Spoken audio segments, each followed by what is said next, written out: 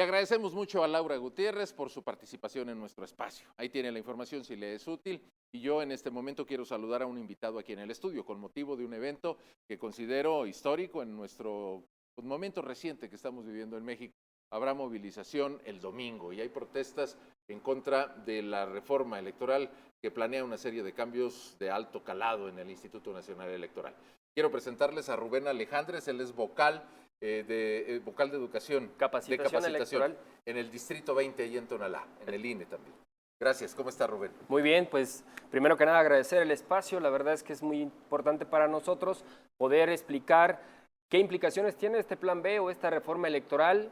El plan B tiene como objetivo disminuir algunos gastos que el Instituto Nacional Electoral, desde el punto de vista de quienes lo proponen, tenemos. Sin embargo, creemos nosotros que el procedimiento no ha sido el más aseado, que también tiene muchas implicaciones y que puede traer consecuencias graves en el próximo proceso electoral federal de 2024. Es importante que sepan ustedes que se reduce en un 84% el servicio profesional electoral, es decir, el personal especializado que nos encargamos de organizar las elecciones, de hacer educación cívica cuando no es proceso electoral, de integrar las mesas directivas de casilla, de credencializar, de llegar hasta los lugares más recónditos del país y, por supuesto, de que usted como ciudadano tenga la garantía de que el día de las elecciones va a haber una boleta para usted y va a poder emitir el voto por el partido que usted quiera, por el candidato independiente que usted prefiera. Maestro, déjame preguntar aquí, maestro Rubén Alejandres.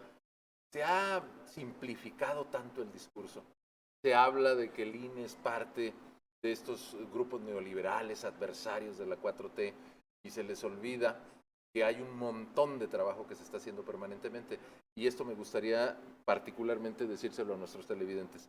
¿Por qué la gente piensa, o al menos muchos de quienes están en favor de esta reforma, aducen que el INE cuando no hay elecciones no trabaja?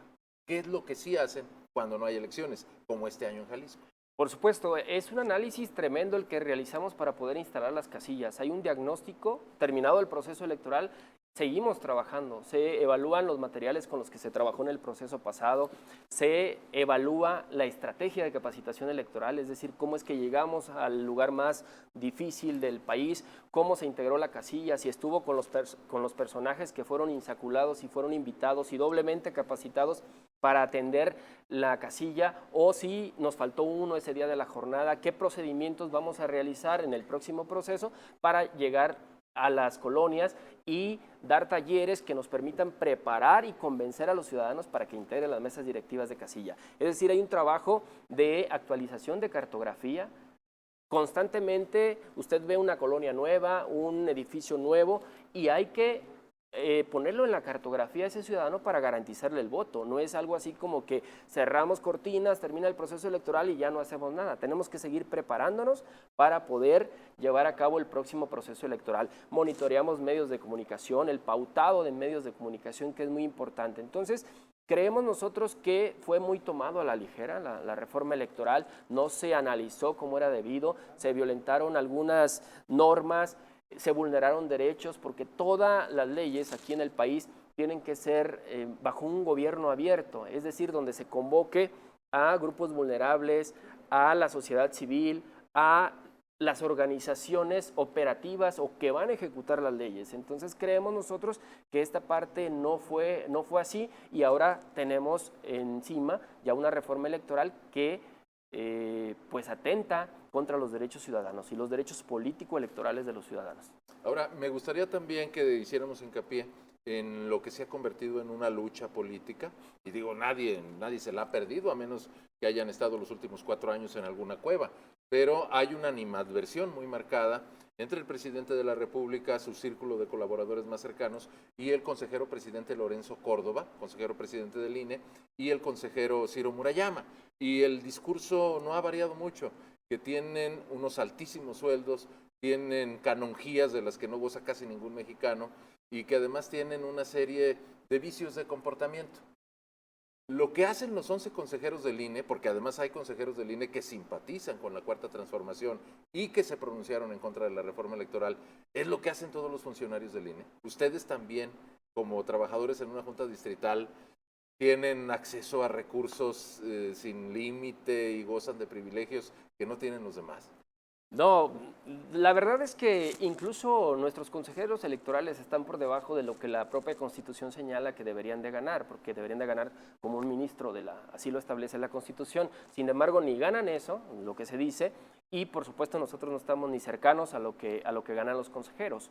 ¿Sí? Nosotros en una junta distrital se ha dicho que ganan más que el presidente. No es cierto, un vocal ejecutivo, que es el cargo más alto en una junta distrital, anda alrededor de 60,000 pesos, ¿no? Entonces, es un grupo especializado, es un servicio profesional de carrera que necesitamos estar en actualización permanente, que nos obligan de alguna manera a evaluarnos cada 6 meses y cada año nuestro desempeño, y que nos estamos especializando día a día para poder hacer que los ciudadanos reciban su credencial de elector, pero también que tengan elecciones libres, auténticas, democráticas, y que es un sentido de vocaciones, de servicio esto, pero para nada somos lo que se ha señalado como burocracia dorada, porque además existen candados y canales, hay un órgano interno de control que ayuda a que todo el recurso que llega a las juntas distritales sea transparente y lo puedan ustedes visualizar y lo puedan ver en qué se gasta cada peso a través de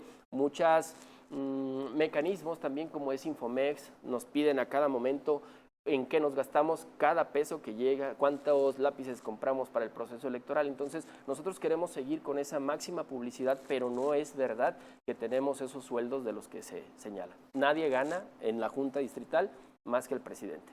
Maestro Rubén Alejandrez, el tiempo se nos está agotando, Sí.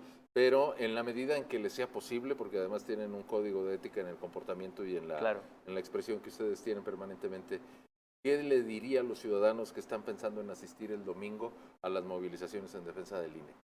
Que es su derecho, que la verdad es que el Instituto Nacional Electoral no es organizador y precisamente no vamos con ellos a marchar, pero que sin embargo valoramos mucho la participación de la ciudadanía.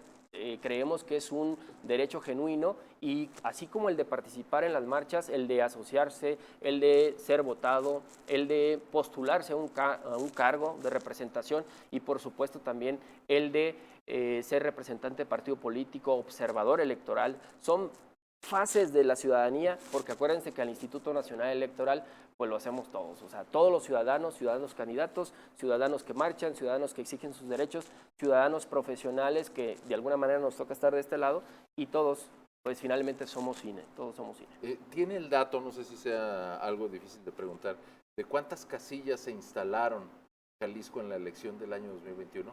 10,000, casi las 11,000 casillas, y la meta para el proceso 2024 son 170,000 casillas en todo el país. En todo el país. Y en cada casilla debe haber cuando menos 4 ciudadanos. 6 ciudadanos en procesos electorales concurrentes, sí, con 3 suplentes, y bueno, con 6 elecciones en una elección concurrente que implica llenar actas, contar los votos y estar ahí todo el día, y vigilar que el paquete electoral llegue al Consejo Distrital, que también es otra implicación que tiene la reforma. Eliminan esa posibilidad y pretenden que el ciudadano sea el que viene y trae desde lo más lejano hasta el seno del Consejo Distrital el paquete electoral, cosa que lo vemos muy difícil y ya nos ha pasado en anteriores ocasiones. El presidente Casilla termina a las 10 de la noche y dice, ¿cómo voy a viajar todavía 12 horas para llevar el paquete en algunos casos, o simplemente 1 hora más para poder llevar el paquete? Anteriormente, antes de la reforma, el capacitador asistente electoral podía, mediante un acuse de recibo, trasladar el paquete electoral. Bueno, nada más para que no pierdan de vista que nada más en Jalisco en 2021 hubo más de 60,000 personas organizando la elección. Y ciudadanos todos. Bueno, Rubén Alejandro, le agradecemos mucho. Muchas gracias. Bien, ahí tiene usted una opinión de un funcionario electoral que lleva años en esto. Vámonos rapidísimo con Roy Gallardo y con Guante Blanco.